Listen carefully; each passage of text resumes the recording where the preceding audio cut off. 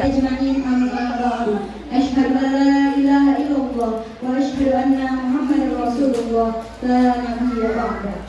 Yang terhormat kepada dosen pemandu mata kuliah rektor Kadakwa yakni Profesor Dr. Haji Umdatul Hasanah SHMAG, dan tak lupa pula yang saya hormati kepada Ustazah Aulia. Semoga selalu diberikan kesehatan, selalu diberikan kelancaran dalam setiap aktivitasnya. Tak lupa pula yang saya hormati kepada pengurus majelis dan para ibu-ibu jemaah yang ada di sini yang insya Allah selalu berikan kesehatan ibu. Pertama-tama adalah kita panjatkan puji serta syukur kita atas kehadiran Allah Subhanahu wa Ta'ala yang mana telah memberikan banyak nikmat. Salah satunya nikmat sehat walafiat. Betul. Kita duduk di sini telah Allah berikan nikmat. Kita bisa merasakan, kita bisa mendapatkan ilmu. Betul Ibu? Betul. Salam serta salam tak lupa kita curahkan kepada baginda Nabi kita Muhammad Sallallahu Alaihi Wasallam yang telah membawa kita dari zaman kegelapan hingga zaman terang benderang, dari zaman jahiliyah hingga zaman Islamiyah seperti sekarang ini. Faqalallahu fil Qur'anil Karim. Bismillahirrahmanirrahim. Ma yalfizu min qawlin illa ladaihi raqibun atid. Yang artinya tidak ada satu kata pun yang dapat diucapkan melainkan ada dekatnya malaikat pengawas yang selalu siap mencatat. Quran surat Al-Qalam ayat 14. Di sini Ibu Allah menegaskan bahwasanya setiap apapun yang kita keluarkan dari lisan kita, baik yang buruk maupun yang benar, baik yang spontan, baik yang serius maupun yang bercanda, itu Allah, itu ada malaikat yang mengawasi di samping kanan kiri kita, yaitu malaikat raqib dan atid. Ya Bu, benar? Nah di sini Ibu-ibu, mari kita renungkan untuk hari ini berapa banyak kata yang kita keluarkan dari mulut kita, dari lisan kita. Berapa banyak kata yang kita keluarkan tanpa kita berpikir terlebih dahulu. Berapa banyak penyesalan dari lisan kita yang perlu kita ucapkan pada hari ini. Banyak betul bukan Ibu? Banyak sih. Sudah berapa banyak kata-kata yang kita keluarkan?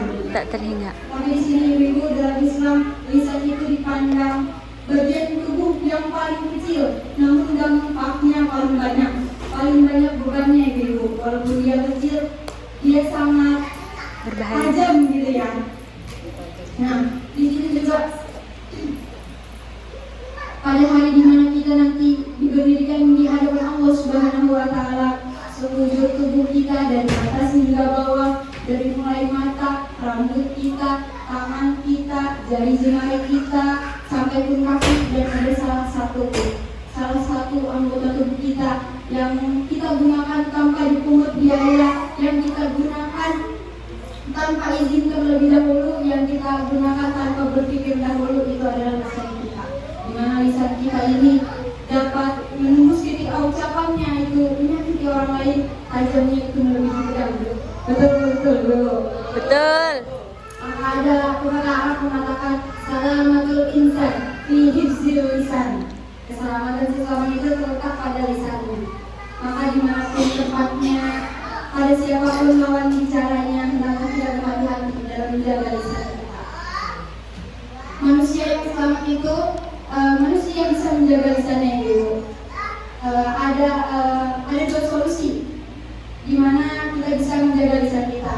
Allah berkata, "Man kana yu'minu billahi wal yawmil akhir falyaqul khairan aw liyasmut." Apa kata Allah? Falyaqul khairan, berkatalah yang baik. Yang kedua itu apa? Aw liyasmut, atau diam. Ketika yang ibu tidak bisa berkata yang baik-baik, maka hendaklah ibu diam. Kemudian kata Nabi juga, ibu-ibu, janganlah kita berbicara yang tidak baik, janganlah kita keluarkan kata-kata yang kotor dari mulut kita. Sekiranya kata-kata itu dapat menyakiti hati orang lain, tahan ibu-ibu. Ketika kata-kata itu mungkin tidak bermanfaat bagi orang lain, maka diam saja ibu-ibu kita. Nah, ketika kita juga tidak bisa berkata yang baik ibu-ibu, di sini juga ketika kita juga tidak bisa berkata yang baik-baik, maka kita diam saja. Ketika kita tidak bisa memandang yang baik, palingkan pandangan biar kita bisa memandang yang baik-baik. Ketika kita tidak bisa mendengar kalimat yang buruk-buruk, palingkan pendengaran biar kita mendengar hal yang buruk. Karena apa Ibu? Karena ketika mulut ini berbicara, ketika mata ini memandang, ketika pendengaran ini mendengar hal yang buruk-buruk, atau dari lisan ini mengucap hal yang buruk-buruk, itu semua akan dipertanggungjawabkan di sisi Allah Subhanahu wa Ta'ala. Nah, di sini juga Ibu, lisan itu menggambarkan daripada hati kita.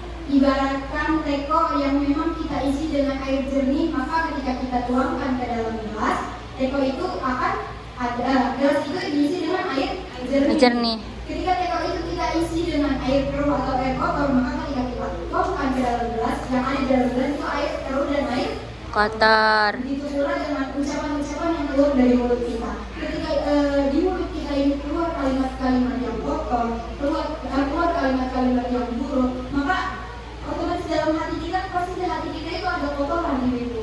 Ya, maka dari situ terlihatnya hati kita itu bisa dilihat daripada lisan kita. Ada sedikit cerita ketika Sayyidina Ali bin Abi Thalib ini berjalan bersama kedua putranya Hasan dan Husain di sebuah gang. Nah, di situ Sayyidina Ali bin Abi Thalib itu dicela, dicaci, dimaki. Nah, di situ anak-anaknya berkata kepada Sayyidina Ali, wahai ayahku, kenapa engkau tidak membalasnya? Nah, di situ Sayyidina Ali menjawab, aku tidak mampu membalasnya karena aku tidak mempunyai kosakatanya. Sungguh mulia bukan Ibu? Kenapa? Karena Sayyidina Ali ini di dalam hatinya itu hanya ada zikrullah, hanya ada kalimat-kalimat yang bermanfaat, hanya ada Quranul Karim, hadis Rasulullah. Makanya Sayyidina Ali ini tidak mampu membalas cacian dan makian daripada orang-orang yang ada di gang tersebut. Maka dari itu Ibu, kita senantiasa harus bisa menjaga lisan kita, harus bisa menjaga omongan-omongan kita. Nah, Ibu tahu kalau lisan itu termasuk banyak dosanya pada lisannya. Kita itu banyak sekali, mungkin para perempuan gitu ya, terkumpulan dosa itu ada pada lisannya. Ketika kita ingin menjadi perempuan yang baik, maka kita jaga lisan kita. Makanya ketika ada orang mencela, kata Allah, ketika ada orang mencela, niscaya orang itu akan tercela. Ketika kita menghina, maka orang itu akan terhina. Nah, di sini Ibu pasti tahu ada sebuah lagu yang mengingatkan kita. Kalau Ibu tahu, kita nyanyi bareng-bareng, boleh?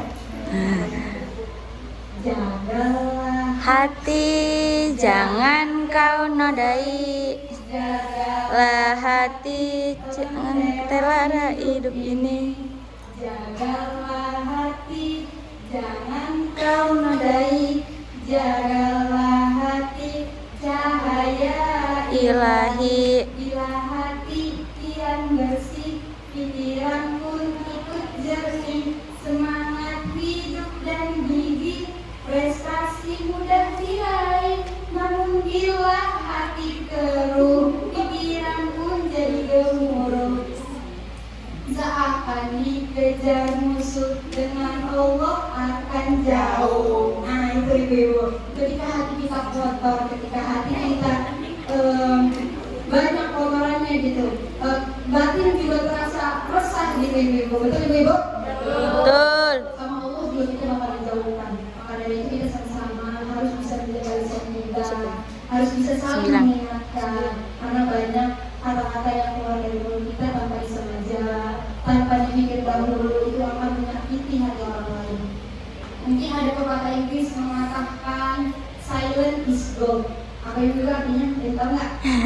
Apa tuh? Diam adalah emas. Makanya ketika Ibu diam itu masa banyak. Iya, masa banyak.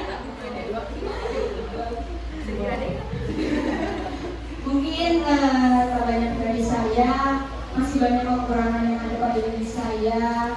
Kurang lebihnya mohon maaf. Terima kasih Ibu telah mendengarkan sedikit pengingat dari saya. Assalamualaikum warahmatullahi wabarakatuh. Waalaikumsalam warahmatullahi